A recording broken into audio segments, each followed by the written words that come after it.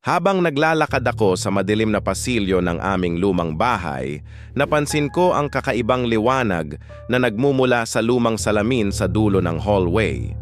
Lumapit ako, hinihila ng kuryosidad at kaba, at doon ko nakita may manipis na mga balahibo na biglang tumubo sa mismong ibabaw ng salamin. Hindi ko maintindihan kung paano nangyari, pero bawat balahibo ay tila gumagalaw, parang may sariling buhay na naglalakbay sa salamin.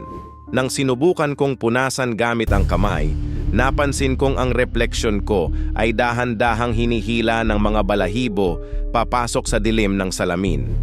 Nanlaki ang mga mata ko habang ang sarili kong imahe ay pilit na lumalaban, umiiyak ng tahimik, pilit na kumakawala pero walang magawa.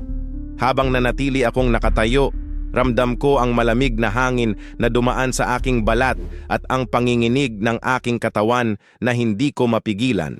Sa isang iglap, tuluyang nilamon ng itim na anino ang aking refleksyon.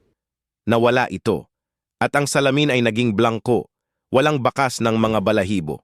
Nang tumingin ako sa paligid, wala na ang anino ko.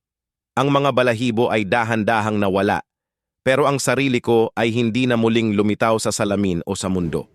Sa likod ng salamin parang may titig na bumubulong sa hangin, "Isa ka na sa amin."